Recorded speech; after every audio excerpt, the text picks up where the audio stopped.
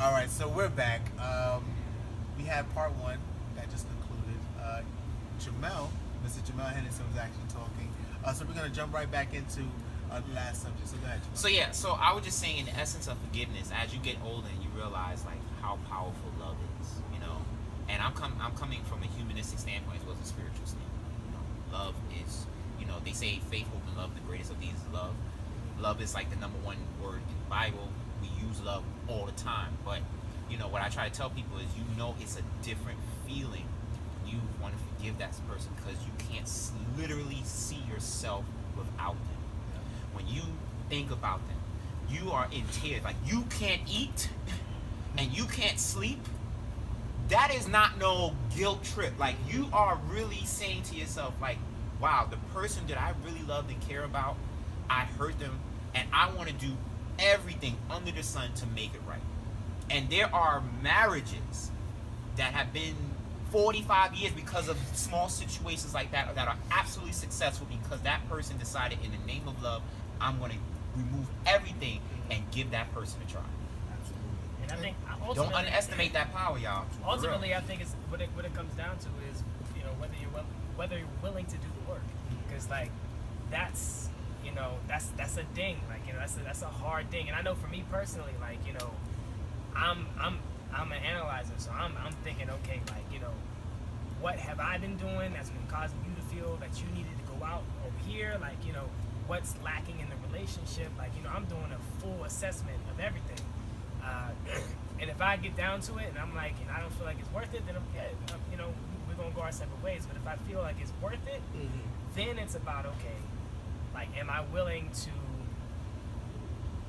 Because it's going to be work on both sides. It's going to be work on me because I'm going to have to like force out any thoughts of like her being unfaithful. Like, you know what I mean? Whenever I feel that, like, that urge, like, you know what I mean? Because if she's truly being faithful, if ever I get that feeling, I have to be like, nah, she's good. I trust her. I have to choose to trust her every day.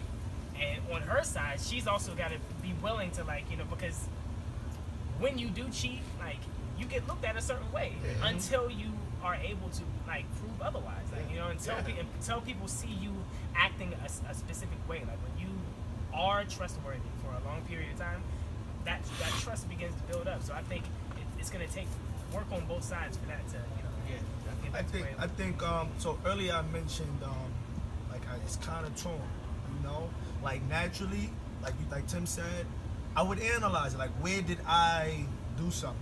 But then, like Jamell said, and Barry said, it's the power of love is different, you know, like, that's different. So, like, where I get conflicted at, I'm an entertainer. I host, my name is Mr. Turn Up, family from Trinidad, cool.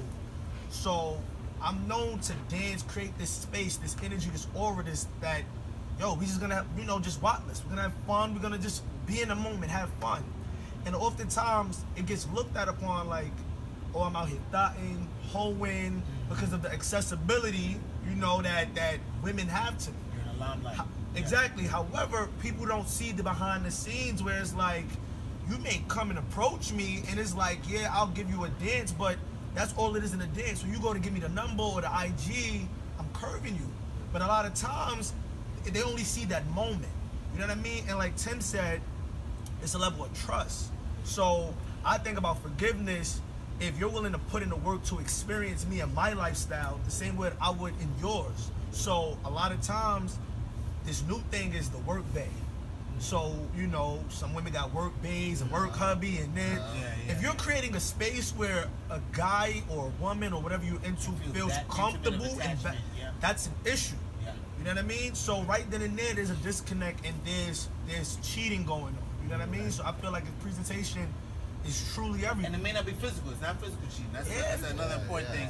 It's a spiritual, it's a mental cheating. Like, you know what I mean? You're creating, even though you may call it a play, you're still leaving a space. There's an opportunity there for possibly something else more serious to happen. Because we all, let's be real, right? So like me, I'm single, not dating, but I want a relationship, right?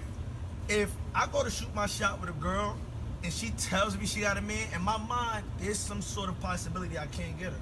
Because I approached you in a way that lets you know I'm interested. You engaged in conversation with me. There's a way you could politely curve me without even saying anything. Yep. But us men, well, I'm gonna speak for me, I pay attention to those small windows and opportunities because, you know, I'm interested. I want to find the best way to shoot my shot. Yep. So there's definitely, you know, like, it's not always physical. Yeah, and just not to like draw out this question, but it's like it's interesting because like this is really one of those situational torn things because I feel like for me I have this mindset where it's like I'm not one of those kids who walk around that get jealous, right? Because like most of y'all here, always out in the public talking to people who's always coming to me to have conversations. I smile, I laugh, I giggle, I kiki. But at the end of the day, like, I go home to who I go home to. All right. Yeah. Right? So, my thing is I'm not going to see you with somebody and just get jealous. I'm not going to see you having conversations with people and just get jealous. I'm not going to see you laughing and kikiing with somebody and get jealous because my thing is, listen, you're human, but you're also capable of making a choice. If you choose to entertain someone, you know what you're doing. Yeah. If you choose to cheat, even to allow yourself to open your legs and to receive someone, you know what you're doing. You made a choice. I don't have to make a choice. You made it for me. So like, it's a weird fine line where it's like, okay, we going back to what we said at the beginning. Also comes to say like, how did you come to let me know that you made a choice? Did you be honest with me? Like, listen, I do love you, but I had a moment. And this moment started back at this point and it led to this point. Where I can honestly say that makes sense. You know what? I can forgive you. Versus, you skating around what really happened, I cheated, but I really love you. Nah, tell me the truth. That's how I know you love me. Because other than that, like, nah.